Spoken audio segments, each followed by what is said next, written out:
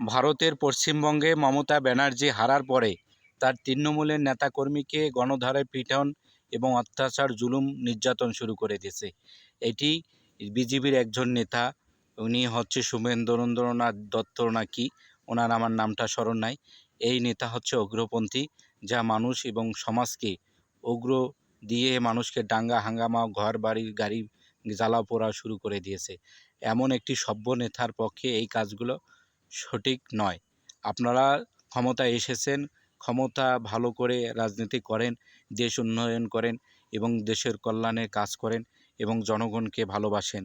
আপনারা মানুষকে আঘাত দিয়ে এই আঘাত কখনো মুছবে না, অন্তরের আঘাত কখনো মুছবে না। হয়তো দেহের আঘাত মুছে যেতে পারে, অন্তরের আঘাত মুছবে না। আপনারা ভারত একটি সুনামধন্য রাষ্ট্র, এই রাষ্ট্রকে সারা বিশ্ব মানুষ জানে। আপনারা ভালো এবং আপনারা এক সভ্য সমাজের মানুষ। আপনাদের সভ্য সমাজের মানুষ থেকে এই জাতি, এই পৃথিবীর মানুষ এই আশাগুলো করতেছে না। আপনারা জয়লাভ করছেন, আপনাদের কাছে মানুষ যেন নিরাপদ থাকে, মানুষ যেন শান্তি পায়, মানুষ যেন আপনাদের কাছে যে সঠিক বিচার পায়। আপনারা ক্ষমতায় জেতার পরে যা শুরু করে দিয়েছেন মানুষের উপর জুলুম অত্যাচার এবং সাম্প্রদায়িক দাঙ্গা শুরু করে দিয়েছেন।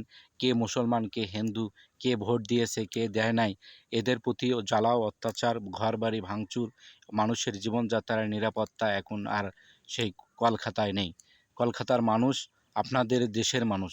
আপনার কাছে কিভাবে সঠিক সুন্দর বিচার পাবে সেই দিক দিয়ে খেয়াল রাখবেন এবং ভারতের জন্য সম্মান রক্ষা করে এবং ভারতের জন্য সুনাম অর্জন হয়।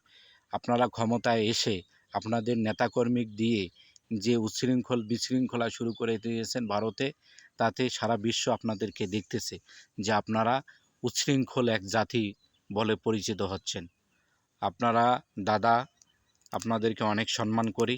ভালো করে দেশটাকে সুন্দর করে গঠন করে চালিয়ে দেন, যেন কোনো মানুষ যেন আপনাদের কাছে কষ্ট না পায়।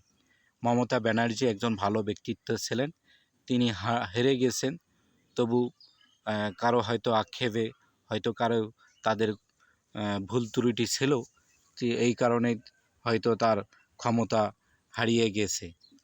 তাই বলে আপনারা ক্ষমতায় যেয়ে তাদের নেতা নেত্রীকে ডাঙ্গিয়ে মারিয়ে পুড়িয়ে অত্যাচার করবেন, এটা কিন্তু আসলে সভ্য নেতার পক্ষে এই কাজগুলো নয়। আপনাদেরকে সেলুট জানাই, আপনারা জয়লাভ করেছেন, ভালো। আমাদের মুসলমান ভাইরা আপনাদের ওইখানে আছে, কখনো মুসলমান ভাইদেরকে আঘাত করবেন না। আঘাত করলে আমাদের আঘাত আসে, অন্তরে লাগে। হয়তো আপনাদের কিছু করতে পারবো না, তারপরও আমাদের খারাপ লাগে।